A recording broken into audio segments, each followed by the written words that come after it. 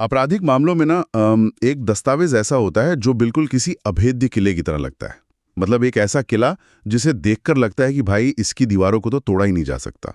बिल्कुल। और वो दस्तावेज है एमएलसी, मतलब मेडिकल लीगल केस रिपोर्ट। जब भी कोई मेडिकल रिपोर्ट अदालत में आती है और उस पर एक डॉक्टर के दस्तखत होते हैं, तो पहली नजर में तो यही लगता है कि बस अब यही परम सत्य है। हाँ, लोगों को लगता है कि अब इसमें क्या ही बहस हो सकती है। सही कहा। लेकिन आज की इस विस्तृत चर्चा में हम इसी बात की गहराई में जाएंगे। हमारे पास मनीष शुक्ला एंड एसोसिएट्स के अधिवक्ता मनीष शुक्ला और अमन बाजपेयी द्वारा दी गई कुछ बहुत ही दिलचस्प कानूनी रणनीतियां हैं। जी। हमारा मिशन आज यही खोजना है कि अदालत में एक डॉक्टर की मेडिकल रिपोर्ट को अंतिम सत्य क्यों नहीं माना जाता और कैसे सही जिरे मतलब क्रॉस एग्जामिनेशन से एक एकदम मजबूत दिखने वाले केस की दिशा पलटी जा सकती है। ये जो आपने अभेद्य किले वाली बात कही ना, असल में इसके पीछे एक बहुत बड़ा भ्रम छिपा है। जो लोग सिस्टम में काम करते हैं वो ये अच्छी तरह जानते हैं कि तथ्य यानी जो फैक्ट है और राय मतलब जो ओपिनियन है, उनके बीच एक बहुत गहरी खाई होती है। अच्छा, तो मतलब रिपोर्ट फैक्ट नहीं है? बिल्कुल नहीं। देखिए, कानून की नजरों में जो चीज कागज पर एकदम अकाट्य सत्य लग रही है ना, वो दरअसल एक इंसान का नजरिया भर है। और जहां इंसान का नजरिया आता है, वहां मानवीय चूक की गुंजाइश तो अपने आप बनी जाती है। लेकिन चलिए इसे थोड़ा विस्तार से समझते हैं। अगर हम इस मानवीय चूक वाले तर्क को थोड़ा कुरे दें, हाँ, तो एक बुनियादी सवाल उठता है। हाँ, पूछिए। डॉक्टर तो एक वैज्ञानिक विशेषज्ञ है ना, मतलब उसने मेडिकल साइंस की पढ़ाई की है और विज्ञान तो निष्पक्ष होता है, उसमें तो कोई पक्षपात या भावनाएं नहीं होती। सही बात है। मतलब क्या ये सीधे तौर पर विज्ञान की विश्वसनीयता पर सवाल उठाना नहीं है? विज्ञान और कानून का ये जो टकराव है ना, ये बहुत ही दिलचस्प है। देखिए, विज्ञान अपनी जगह 100% निष्पक्ष हो सकता है, लेकिन अदालत में उस विज्ञान को खुद आके गवाही तो नहीं देनी होती ना। हाँ, वो तो है। उस विज्ञान को लागू करने वाला, मरीज को देखने वाला और उसका आकलन करके रिपोर्ट बनाने वाला तो एक इंसान ही है। और कानून ये मानकर चलता है कि मानवीय अवलोकन में, मतलब जो कुछ आंखों से देखा या समझा गया है, उसमें कई तरह के बाहरी प्रभाव हो सकते हैं। मतलब जैसे थकान या दबाव? बिल्कुल, थकान हो सकती है, काम का दबाव हो सकता है, या सिर्फ लापरवाही भी हो सकती है। इसीलिए भारतीय साक्ष्य अधिनियम मतलब इंडियन एविडेंस एक्ट का जो सेक्शन 45 है ना, जो एक्सपर्ट ओपिनियन से जुड़ा है, वो एकदम स्पष्ट करता है कि विशेषज्ञ की रिपोर्ट केवल उसकी राय है, ये अदालत के लिए कोई अंतिम सत्य नहीं है। अरे वाह, इसका मतलब है कि सिस्टम खुद ये स्वीकार करता है कि डिग्री चाहे कितनी भी बड़ी क्यों ना हो, वो इंसान को गलतियां करने से नहीं रोक सकती। एकदम सही समझे आप। पर अगर वो केवल एक राय है, तो उस राय को अदालत में चुनौती देने का मैकेनिज्म क्या है? मतलब वकील कैसे लड़ते हैं इस पर? तो इसके लिए एविडेंस एक्ट ने पूरा एक ढांचा तैयार किया है।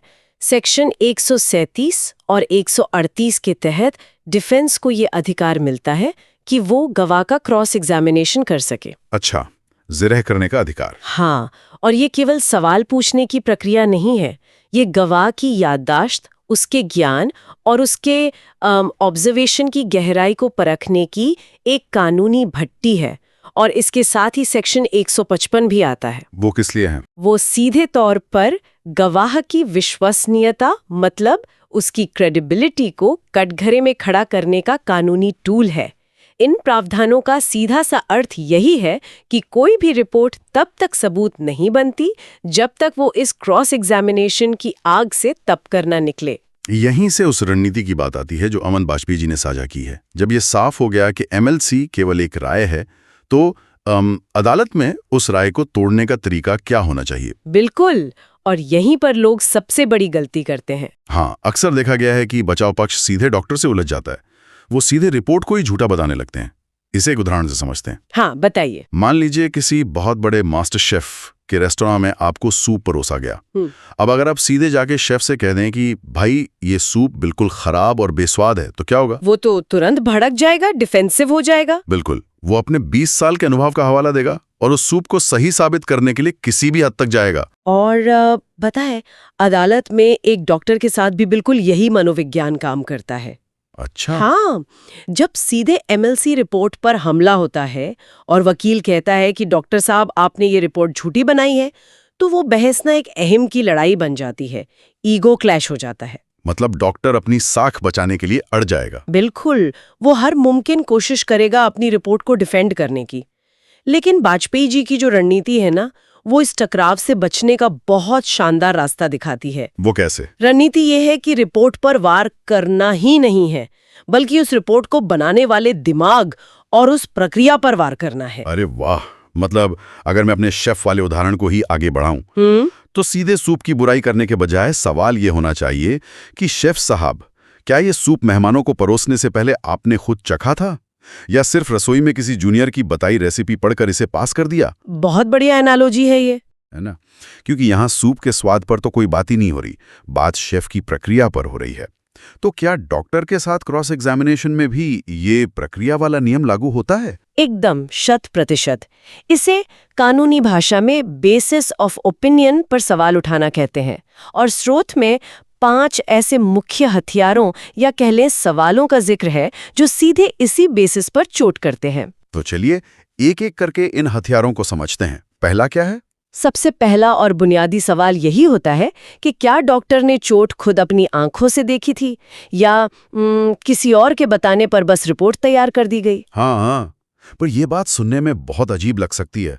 मतलब एक डॉक्टर किसी और के कहने पर रिपोर्ट क्यों बनाएगा भला? सुनने में अजीब है, पर अगर हम जमीनी हकीकत देखें ना, खासकर किसी सरकारी अस्पताल के इमरजेंसी वार्ड की, तो तस्वीर बिल्कुल अलग होती है। हाँ, वहां तो रात के 2 बजे भी जबरदस्त अफरा तफरी होती है।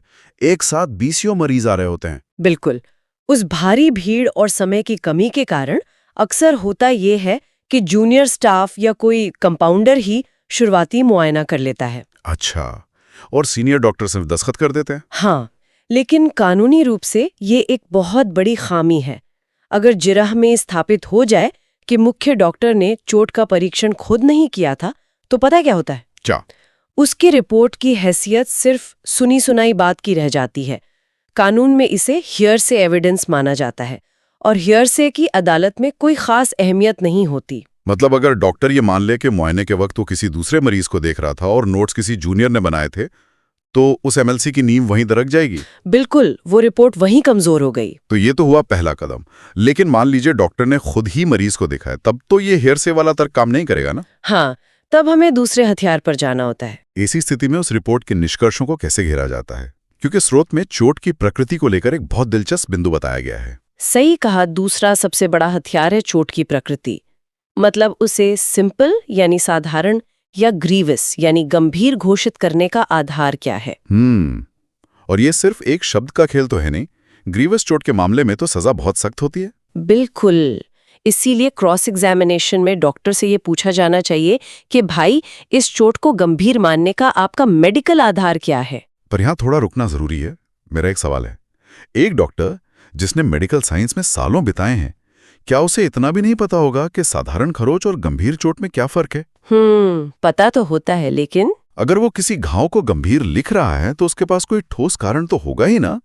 इसमें अनुमान कैसे हो सकता है? देखिए, मेडिकल जर्नल स्टूडेंट्स में गंभीर चोट की परिभाषा बहुत स्पष्ट और तकनीकी है।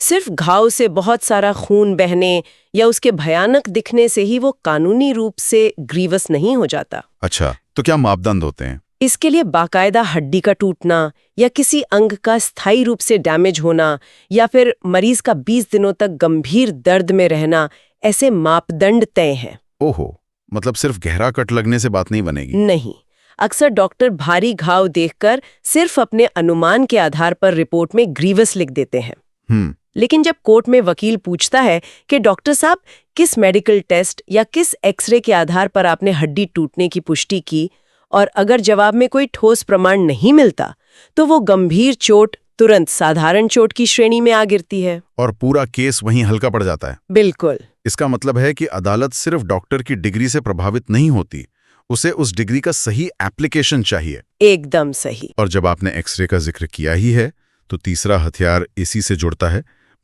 एक्सरे, सीटी स्कैन जैसी रिपोर्ट्स का वेरिफिकेशन। जी। अब देखिए, अगर मशीन ने किसी हड्डी के टूटने की पुष्टि कर दी है, तो मशीन तो झूठ नहीं बोलेगी ना। फिर इस बिंदु पर डिफेंस क्या सवाल उठा सकता है? मशीन कभी झूठ नहीं बोलती, ये बात सच है। लेकिन उस मशीन को चलाने वाला, उसकी फिल्म पर मरीज का नाम लिखने वाला और उस फिल्म को मुख्य रिपोर्ट से जोड़ने वाला तंत्र तो पूरी तरह मानवीय है ना। हाँ, वहां तो इंसानी काम कर रहे हैं। तो अदालत में अक्सर ये सामने आता है कि एमएलसी बनाने वाले डॉक्टर ने एक्सरे की ओरिजिनल फिल्म खुद देखी ही नहीं होती। तो वो रिपोर्ट कैसे बनाते हैं? वो सिर्फ रेडियोलॉजिस्ट की एक लाइन की रिपोर्ट पढ़ लेते हैं। या उससे भी बड़ी बात, जो एक्सरे फिल्म कोर्ट में लाई गई है, क्या वो वाकई उसी मरीज की है? अरे बाप रे, क्या ऐसा भी होता है? बिल्कुल होता है। क्या उस पर मरीज का नाम, उम्र और तारीख सही छपी है? कई बार सरकारी अस्पतालों की इतनी भीड़ में एक्सरे प्लेट्स बदल जाती हैं। ये तो बहुत बड़ी लापरवाही है। हाँ, तो अगर ज़िराह में ये सवाल पूछा जाए कि क्या आपने सुनिश्चित किया था कि ये एक्सरे उसी व्यक्ति का है, और डॉक्टर की प्रक्रिया में जरा सा भी झोल निकले, तो मशीन की वो अकाट्य रिपोर्ट भी रद्दी का कागज बन जाती है। कमाल है, ये वाकई चौंकाने वाला है। मतलब ऐसा लगता है कि केस मेडिकल साइंस पर नहीं, बल्कि अस्पताल के प्रोटोकॉल और कागजी कार्रवाई की बारीकियों पर लड़ा जा रहा है। हाँ, कानून बारीकियों का ही तो खेल है। लेकिन अगर ये साबित हो जाए कि रिपोर्ट भी सही है और एक्सरे भी उसी व्यक्ति का है, तब क्या तब वो एमएलसी अभेद्य बन जाती है? नहीं, तब हम चौथे हथियार का इस्तेमाल करते हैं, जो है टाइमिंग। पूरी टाइमलाइन या घटना के समय को चुनौती देना। अच्छा, समय का तालमेल झूठे मुकदमों को बेनकाब कर सकता है। बिल्कुल। क्या चोट लगने का समय और एफआईआर में दर्ज घटना का समय आपस में मेल खाते हैं? देखिए, मेडिकल साइंस शरीर पर लगी चोट की उम्र बहुत सटीकता से बता सकता है। तो इस जैविक घड़ी या बायोलॉजिकल क्लॉक को थोड़ा और गहराई से समझते हैं।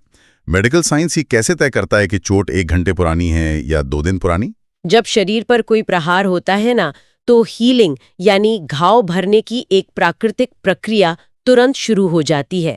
खून का रिसना कब बंद होता है, घाव पर पपड़ी कब जमती है, और सबसे महत्वपूर्ण, त्वचा का रंग कैसे बदलता है। रंग कैसे बदलता है मतलब? जैसे मान लीजिए एक ब्लंट फोर्स यानी किसी डंडे की चोट है। शुरुआत में वो जगह लाल होती है, फिर कुछ घंटों में वो नीली पड़ने लगती है, और कुछ दिनों बाद वो पीली या हरी होने लगती है। अच्छा, तो रंगों से टाइमिंग का पता चलता है? हाँ, अब एक उदाहरण लेते हैं। मान लीजिए एफआईआर कहती है कि झगड़ा 2 घंटे पहले हुआ था और लाठियां चली थीं। लेकिन डॉक्टर की रिपोर्ट में लिखा है कि चोट का रंग पीला पड़ना शुरू हो गया है। अब मेडिकल साइंस के अनुसार पीलापन आने में तो कई दिन लगते हैं। अरे वाह! तो ज़रा के दौरान वकील इसी विरोधाभास को पकड़ेगा। बिल्कुल। वो पूछेगा कि अगर घटना 2 घंटे पहले की है तो घाव 3 दिन पुराना कैसे हो सकता है? और जैसे ही ये साबित होता है कि घाव का समय और घटना का समय अलग है, तो पूरी कहानी ताश के पत्तों की तरह ढह जाती है। इसका सीधा सा मतलब है कि या तो कहानी गढ़ी गई है या किसी पुरानी चोट का इस्तेमाल इस नए केस में किया जा रहा है फंसाने के लिए। जी। और इसी से हमारा 5वां और बहुत ही महत्वपूर्ण सवाल सामने आता है, वैकल्पिक कारण यानी ऑल्टरनेटिव कॉजालिटी। ये क्रिमिनल ट्रायल में एक बहुत बड़ी रणनीति है। मतलब क्या यह संभव है कि चोट किसी और कारण से लगी हो? हाँ, देखिए, अभियोजन पक्ष यानी जो केस लगा रहा है, वो ये स्थापित करने की कोशिश करता है कि आरोपी ने लोहे की रॉड से वार किया। लेकिन ज़िरा के दौरान डिफेंस वकील डॉक्टर से पूछता है कि डॉक्टर साहब, क्या इस प्रकार की चोट किसी ऊबड़ खाबड़ सीढ़ी से गिरने पर भी आ सकती है, या क्या बाइक से फिसलकर सड़क के डिवाइडर से टकराने पर भी ऐसी ही चोट लग सकती है? लेकिन एक मिनट, क्या ऐसे सवालों का मकसद डॉक्टर को झूठा साबित करना होता है? नहीं, बिल्कुल नहीं। क्योंकि मुझे लगता है कि क्या डिफेंस ये साबित करने की कोशिश कर रहा है कि डॉक्टर ने पैसे खाए हैं, या वो जानबूझकर झूठ बोल रहा है? क्योंकि एक सम्मानित डॉक्टर पर ऐसे आरोप लगाना तो उल्टा भी पड़ सकता है ना कोर्ट में। हाँ, ये एक बहुत बड़ी गलतफहमी है कि केस जीतने के लिए गवाह को झूठा ही साबित करना पड़ता है। देखिए, हमारे आपराधिक न्याय प्रणाली मतलब क्रिमिनल जस्टिस सिस्टम का मूल आधार है बियॉन्ड रीजनेबल डाउट। मतलब संदेह की कोई गुंजाइश नहीं होनी चाहिए। बिल्कुल। डिफेंस का लक्ष्य डॉक्टर के चरित्र पर हमला करना है ही नहीं, लक्ष्य सिर्फ अदालत के सामने एक तार्किक संदेह, एक डाउट पैदा करना है। जब डॉक्टर से पूछा जाता है कि क्या ये चोट सीढ़ियों से गिरने से आ सकती है, और डॉक्टर ईमानदारी से जवाब देता है कि हाँ, मेडिकल साइंस के हिसाब से ऐसा संभव है, तो बस डिफेंस का काम हो गया। अरे वाह! उन्होंने ये साबित कर दिया कि चोट का कारण लोहे की रॉड ही हो, ये 100% निश्चित नहीं है, कोई और भी कारण हो सकता है। और जहां ये संभावना या संदेह आ गया, वहां अभियोजन पक्ष का केस अपने आप कमजोर पड़ जाता है। तो ये पूरी कवायद उस अभेद किले में महज एक छोटी सी दरार खोजने जैसी है। मतलब आपको पूरी दीवार गिराने के लिए कोई हथौड़ा नहीं चलाना है, बस सही जगह पर एक सुई चुबानी है और संदेह का वो बीज पूरी दीवार को कमजोर कर देगा। बहुत सही तरीके से समेटा आपने से। मनीष शुक्ला और अमन बाजपेयी जी की रणनीति दिखाती है कि अदालती लड़ाई सिर्फ कानूनों को रटने से नहीं लड़ी जाती। ये मानवीय मनोविज्ञान, प्रक्रियाओं की खामियों और वैज्ञानिक मापदंडों की गहरी समझ का खेल है। बिल्कुल। और जो लोग असल जिंदगी में इस तरह के कानूनी दांव पेचों का सामना कर रहे हैं ना, उनके लिए स्रोत में एक संपर्क सूत्र भी दिया गया है। जी बताइए। मनीष शुक्ला एंड एसोसिएट से उनके हेल्पलाइन नंबर 9839-036853 पर संपर्क किया जा सकता है। 9839036853। हाँ, लेकिन इस संपर्क प्रणाली में ना एक बहुत ही सख्त अनुशासन लागू है। ओ क्या? कोई भी व्यक्ति केवल व्हाट्सएप मैसेज के जरिए अपनी बात रख सकता है, या अगर कॉल करनी ही हो तो उसके लिए रात 8 बजे से 10 बजे के बीच का समय ही निर्धारित है। ये समय सीमा वाला पहलू अपने आप में कानूनी पेशी की हकीकत बयां करता है। वो कैसे? देखिए, दिन भर अदालतों में जिरह करना, दस्तावेजों का अध्ययन करना और केस की रणनीतियां बनाने के बीच कोई भी वकील फोन पर लंबी चर्चा तो नहीं कर सकता ना। हाँ, ये तो है। रात 8 से 10 का ये समय बताता है कि इस पेशे में कितनी एकाग्रता और टाइम मैनेजमेंट की जरूरत होती है। हर चीज का एक तय प्रोटोकॉल है और शायद यही अनुशासन उन्हें अदालत में डॉक्टर के प्रोटोकॉल की खामियां पकड़ने में मदद करता है। बिल्कुल सही कहा आपने। तो अगर निष्कर्ष के तौर पर देखा जाए तो इस पूरी चर्चा का सार यही है कि सिस्टम में कोई भी कागज, चाहे उस पर कितनी भी बड़ी सरकारी मोहर क्यों न लगी हो, वो अपने आप में अंतिम सत्य नहीं होता।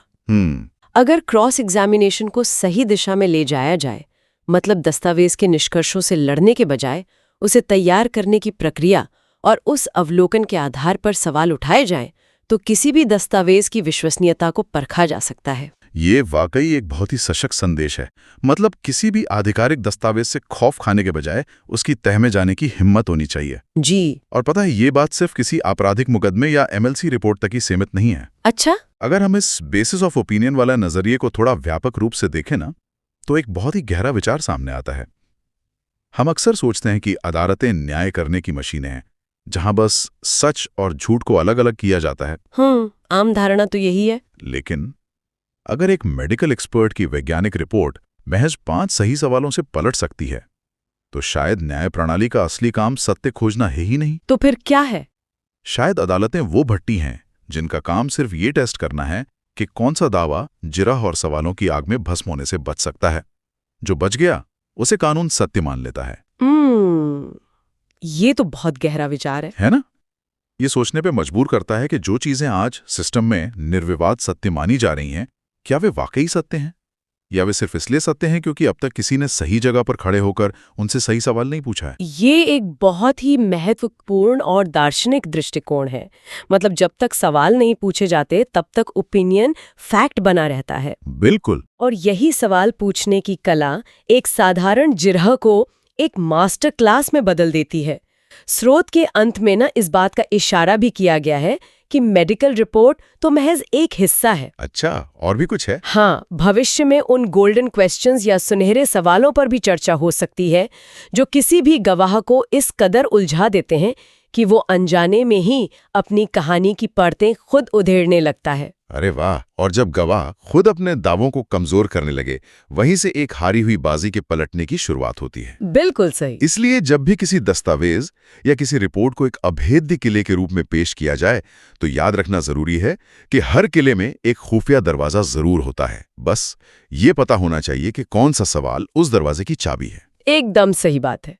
आज की इस विस्तृत चर्चा में बस इतना ही। सीखते रहिए और सिस्टम से सही सवाल पूछते रहिए।